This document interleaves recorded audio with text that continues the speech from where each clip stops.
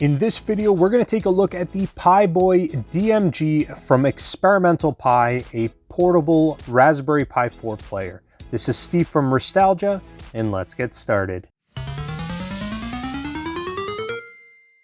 What is going on, guys? Welcome back to the channel. If this is your first time here, consider subscribing and hitting the thumbs up button, as it does help the channel out quite a bit. Now, as I said in this video, we are looking at the PiBoy DMG, which is a Raspberry Pi case for the Raspberry Pi 4.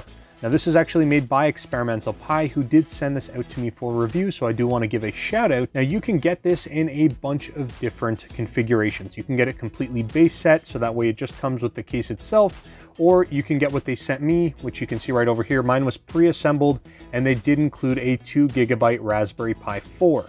Now, keep in mind, these devices do not ever come with any games, so you are going to need some sort of background experience with RetroPie in order to get this thing loaded up and playable. Now, just taking a peek around the packaging here, it's just really well designed and overall looks pretty sharp. So you've got some information about the product back here, and then that's kind of it. So let's go ahead and get this thing out of the box, and I will show you guys what comes with it. So first thing that you're going to get is a nice felt carrying case, and this is going to be really good if you do plan on taking this device out publicly and you don't want the screen to get scratched up, or you want a nice little case to kind of carry it in. So that's pretty handy. Inside of that, you are going to get your power brick, and then you also do get a micro USB charging cable, which works pretty well. I would have liked to have seen a USB-C style charging cable or charging port on the device, but it doesn't have that. But I mean, it is what it is. As long as it gets the job done and charges the battery, then we're more or less happy. Next, we do have all of the extra parts and pieces. So in here, you're gonna have different colors for some buttons. You're gonna have different port covers.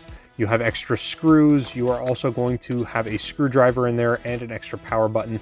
These are all just nice little things to have. Mine came pre-assembled, so I don't actually have to do any of this work. But if you did order one that you're going to assemble yourself, you will likely need to kind of use the parts that are in here to put it together. And then finally, we actually have the console itself. So we're going to go ahead and rip this open. So this is the PiBoy DMG. The big thing with this is that you have an analog stick down on the bottom with a D-pad. You've got the 6-button front layout with your start select, but you also do have the L and R buttons. So in this case, I actually have mine as purple, but they do come with gray if you kind of want like a camouflage look on the back, so you can absolutely have that. Inside here, we do have a rechargeable battery, and this is a 4,500 milliamp hour battery, so you're going to get quite a bit of use out of this. I would estimate somewhere between 5 and 6 hours of continuous gameplay, depending on what types of games you are playing. Now, in terms of what you can actually put in here, as I mentioned earlier, I got the Raspberry Pi 4 with the 2 GB version in there. You can put the 4 GB RAM or the 8 GB RAM Pi 4 in there. That's totally fine, but this is actually a case that is fully compatible with the Raspberry Pi 3 or the Pi 0 if you prefer to go that route. Now, obviously, if you're going to be carrying around a device this size, you probably want to put a Pi 4 in there just so you can get the most performance out of those games, but you do have the option. So if you don't have a Pi 4 and you are interested in this case, you can absolutely take advantage of it with a Raspberry Pi 3. Next, kind of looking around the device, I mentioned you've got your 6-button layout, your D-pad, your analog stick, your start select. You do have a mono speaker right in the front. Additionally, you have a 640 by 480 IPS display, and it is actually nice and vibrant. I will show you guys that when I do some gameplay. Now, one of the other major advantages of this case is it does come with an active cooling system. So there is a fan built in there, and it is a pretty loud fan. It can be a little bit obnoxious at times, but it does cool the Raspberry Pi 4. Now, I will mention, when I opened mine to take a look, they didn't have any heat sinks in there, and I noticed that the temperatures were rising up a little bit and the fan was triggering a lot quicker than it should.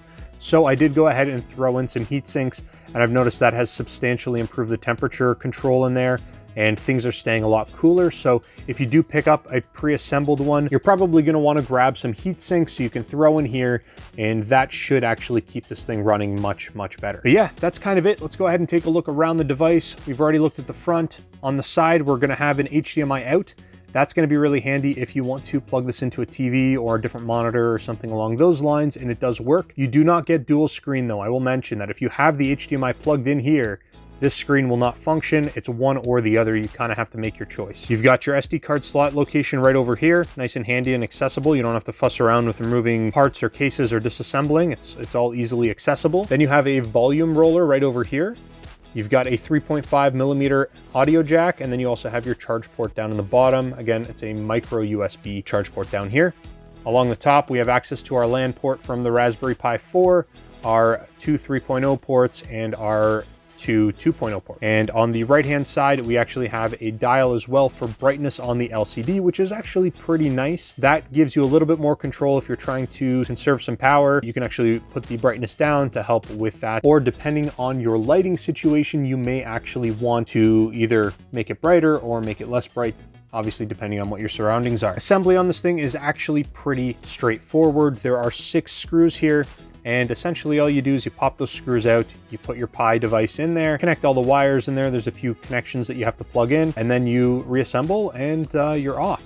Now this device actually does come with a custom image that Experimental Pi has created, and you won't want to just go onto the Raspberry Pi website, grab an image, install it, and then try to get it up and running. You want that custom image right off their site. And the reason for that is because it is pre-configured to work with their monitor, with their button layouts, with all of the configuration on their device, so that way you don't really have to mess around.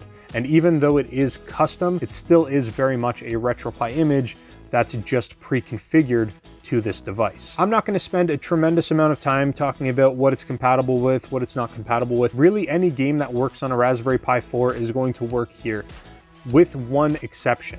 Nintendo 64 does run fairly well, and I will show that, but you are limited because you only have one analog stick. And because you only have one analog stick, you don't really have full control over your C buttons.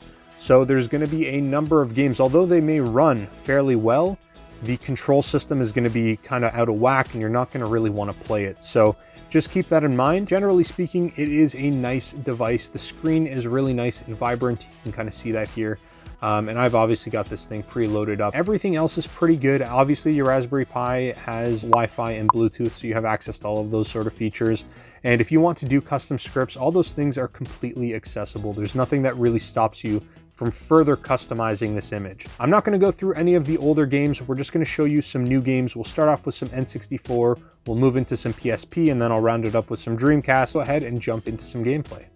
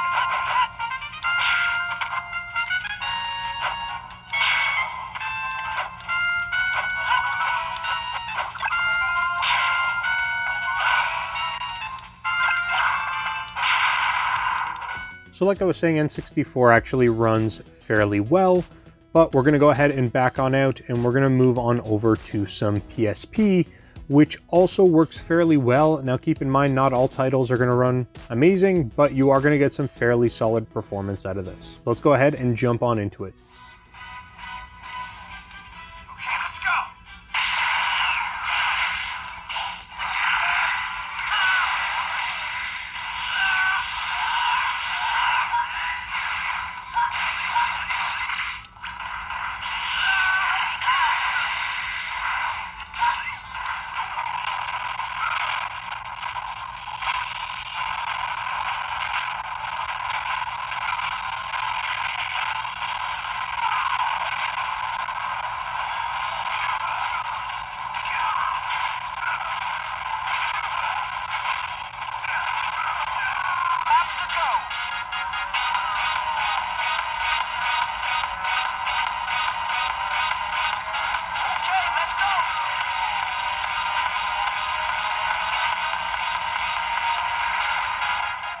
And now the last thing I'm going to show you guys is just a little bit of Dreamcast, just to show you that also runs fairly well. And then after that, we're going to wrap up the video, but let's go ahead and jump into some Dreamcast.